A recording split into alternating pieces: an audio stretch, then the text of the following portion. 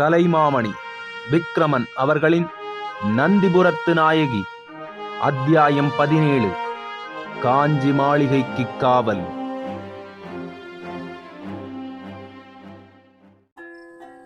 வானதி என குந்தவை அழைத்த குரலில் வானதிக்கு எத்தனையோ பொருள் விளங்கியிருக்க வேண்டும். பீதியும் திகைப்பும் வாஞ்சையும் வியப்பும் அவள் மனதில் விரவின. அவளுடைய அழுத்தமான பிடிப்பால் அவள் உடல் சிலிர்த்தது. இளைய பிராட்டியாரின் கரங்களின் மென்மையை அவள் உணர்ந்தாள். மென்மையுடன் கலந்த ஒருவித கடின தன்மையை அவள் அறிந்தாள். அவள் உள்ளத்திலே புது தெம்பு பிறந்தது. இளைய பிராட்டிக்கு உதவுவதாக கூறிய சொல்லால் இன்னும் அவள் உற்சாகத்துடன் இருந்தாள். இருளிலிருந்து எழுந்த அந்த குரல் கேட்டு அவள் திடுக்கிடவில்லை. மற்ற வேளையாக இருந்து மங்கிய வெளிச்சத்தில் மேன்மாடத்தில் இரு புது உருவங்கள் திடீரென தோன்றி குரல் கொடுத்திருந்தால் அவள் வீறிட்டு அலறியிருப்பாள். உடல் முழுவதும் வியர்வையால் தூண்டிருக்கும். அக்காவின் மடியில் சாய்ந்திருப்பாள். இதுதான் முதல் முறை அவள் துணிவோடு நிற்பது. இந்த துணிவு எப்போதுமே நீடிக்க கூடாதா? இந்த தைரியம் என்றுமே என்னுடன் சேர்ந்து வாழக்கூடாதா? துணிவு கொண்ட உள்ளத்துடன் அக்காவின் துயர் தீர்க்க உதவுவோம் என்று அவள் எண்ணி திகைத்து நிற்கையில் குந்தவை அவளது கரங்களை பற்றி, அடி வானதி, வா, நாம் உள்ளே செல்வோம் என பரபரப்புடன் அழைத்தாள். குந்தவையின் முகத்தில் தோன்றிய உணர்ச்சியை அவ்வளவு எளிதில் வானதியால் புரிந்து கொள்ள முடியவில்லை. ஐயையோ, கண்டால் பயமெழும் வடிவமுடைய காளாமுகர், மற்றொருவர் சீனத்து வணிகர் போல் தோன்றுகிறார். இவர்கள் இருவரும் இங்கே ஏன் வந்தனர்? காவலர்கள் கீழே இல்லையா? அவர்கள் எப்படி இவர்களை அனுமதித்தனரோ? ஒருவேளை காவலர் அறியாது வந்தனரோ? இப்படியெல்லாம் திடுக்கிடும் சம்பவங்கள் நடக்கும் இந்த பொன் மாளிகையில் எப்படி இளைய பிராட்டியார் பயமின்றி இவ்வளவு காலம் வாழ்ந்தாரோ? இளைய பிராட்டியாரின் நெஞ்சத்தில் தைரிய கோட்டை இருக்கிறதா? எதற்கும் அஞ்ச அரண்கோட்டை இருக்கிறதா? வானதி வியப்பும் கோபமும் அதேபோது ஒருவித அச்சமும் கொண்டு நிற்கையில் குந்தவை அவளது கரத்தை மீண்டும் பற்றி, வானதி, வா, உள்ளே செல்வோம். இன்னும் நடுக்கூடத்து விளக்குகள் ஏற்றப்படவில்லை, ஏன் என்று கேட்போம், வா என்று கூறியவாறு உள்ளே வானதியையும் அழைத்து கொண்டு சென்றாள். வானதி அந்த சீனத்து யாத்திரிகனை ஒருமுறை திரும்பி பார்த்தவாறு சென்றாள். அக்கா, அவர்கள் யார்? இன்னார் என விசாரிக்காமலேயே வந்து விட்டீர்களே என வானதி வினவவும் குந்தவை கண்களில் நீர் தழும்ப, உடலில் ஒருவித படபடப்பு தோன்ற, நெஞ்சிலிருந்து வார்த்தைகள் குளறி குளறி வர, வானதி, நீ இன்னும் அந்த சீனத்து வணிகர் உடையில் இருப்பவரை அறியவில்லையா என்று கேட்டாள். வானதி மீண்டும் ஒரு முறை வெளிர்வாயிற்பக்கம் திரும்பி மலர்ந்த விழிகளுடன் நோக்கினாள். மங்கிய இருளில் எவரென்று புரியவில்லை. ஆனால் இளைய பிராட்டியாரிடம் ஏற்பட்ட பரபரப்பு அவளுக்கு புரிந்தது. வானதி, நீ இளவரசியாக இருந்து என்ன பயன்? உன் உடலை உன்னால் புரிந்து கொள்ள முடியவில்லையே. உன் உயிரை நீ புரிந்து கொள்ள முடியவில்லையே. உன் ஏக்கம் தீர்க்க வந்த ஏந்தலை அறிந்து கொள்ள முடியவில்லையே. வேதனை நீக்க வந்த வடிவழகனை நீ மறந்து போனாயோ? குந்தவை குரலில் சிலிர்ப்பு மிகுந்திருந்தது. சீனத்து யாத்திரிகர் வடிவில் வந்த அருண்மொழி மெல்ல மெல்ல உள்ளே வந்து கொண்டிருந்தான். நெடியதொரு தோற்றம், ஒளிபடைத்த கண்கள், நிமிர்ந்த நெஞ்சம், வீரனுக்கேற்ற தோள்கள், தொங்கும் மீசையும் சிறுதாடியும் முகத்தை மறைத்திருந்தாலும் அதன் பின்னே மறைந்திருக்கும் செவ்வுதடுகளின் துடிப்பை மறைக்க முடியுமா?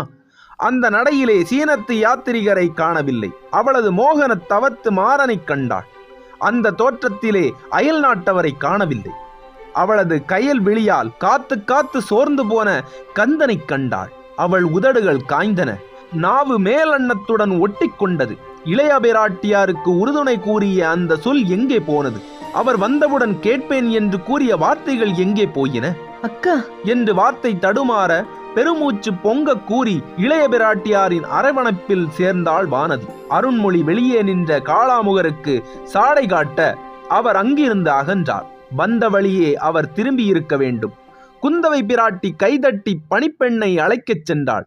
அருண்மொழி அவளை தடுத்து, அக்கா, அக்கா, கருணை கூர்ந்து இன்னும் சில காலம் நான் இங்கு இருப்பதும் நான் இன்னார் என தெரிவதும் கூடாது என்றான். குந்தவை வியந்தாள். அவளால் பேச இயலவில்லை. அந்த கூடத்து வெளிக்கதவை மூடி தாளிட்டாள். தானே கூடத்து விளக்கை ஏற்றினாள். விளக்கின் ஒளி அந்த கூடத்தில் பரவியது. அருண்மொழியின் முகத்தில் அது மெல்ல வீழ்ந்தது.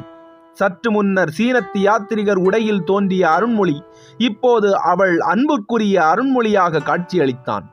யாருக்காக இதுவரை காத்திருந்தாளோ அந்த இளவரசராக காட்சியளித்தாள். எவரிடமிருந்து செய்தி வரவில்லையே என ஏங்கியிருந்தாளோ அதே அருண்மொழி ஆயிரம் செய்திகள் கூற நேரே வந்து விட்டான்.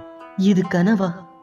எதிர்பாராமல் நேருவதை அற்புதம் என்பாரே, இது அற்புதமா? கண்களே, நீங்கள் என் தம்பியையா காண்கிறீர்கள்?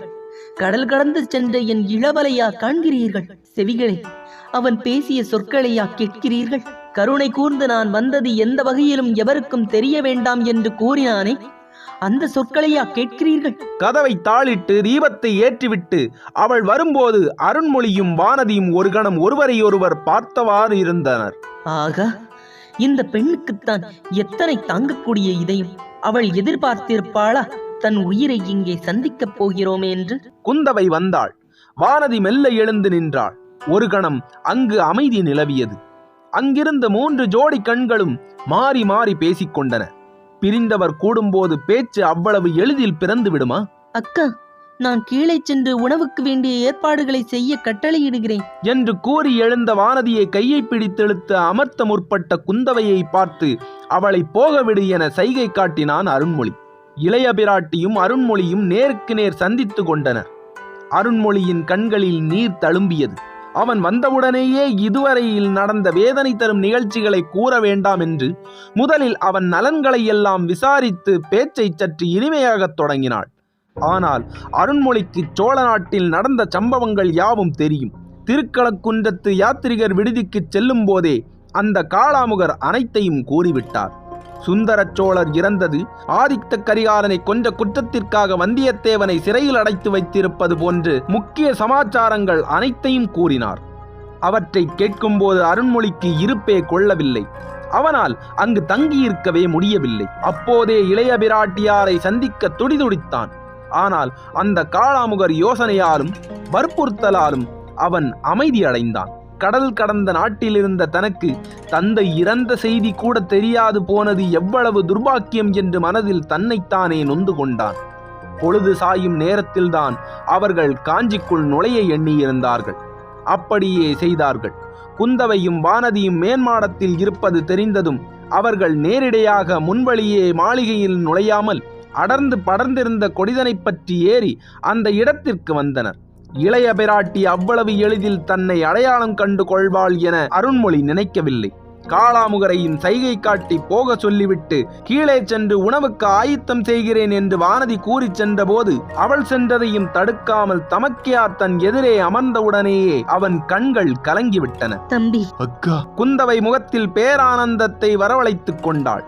முகத்தில் துக்க குறியை சிறிதும் காட்டவில்லை.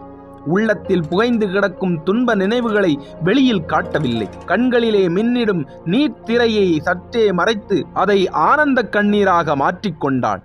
சற்று முன் தானும் வானதியும் பேசிக்கொண்டவற்றை நிச்சயம் அருண்மொழி கேட்டிருப்பான் என்பதால் அவள் நடந்தவற்றை தெளிவாக கூற பூர்வ பீடிகை ஏதும் போடவில்லை. எனினும் தான் கலங்கிய உள்ளத்துடன் இருப்பதாக இளவலுக்கு காட்டிக்கொள்ளக் கூடாது என்பதற்காக தொண்டையிலிருந்து மெல்லச் சொற்களை கூட்டி, தம்பி, நலமுடன் இருக்கிறாயா?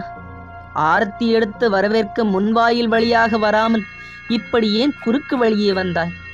நான் சற்று முன் வானதியுடன் பேசிக்கொண்டிருந்ததை கேட்டிருப்பாய். என் மீது கோபமும் இருக்கும் அல்லவா உனக்கு? பயந்தாங்கொள்ளியாக இருந்த வானதி எப்படி மிக தைரியசாலியாக மாறியிருக்கிறாள் என்பதை உனக்கு தெரிவிக்கவே அப்படி நடித்தேன் என்று கூறி மென்பவள அதரங்கள் மெல்ல விரிய, முத்தான பற்கள் தெரிய மெல்ல நகைத்தாள்.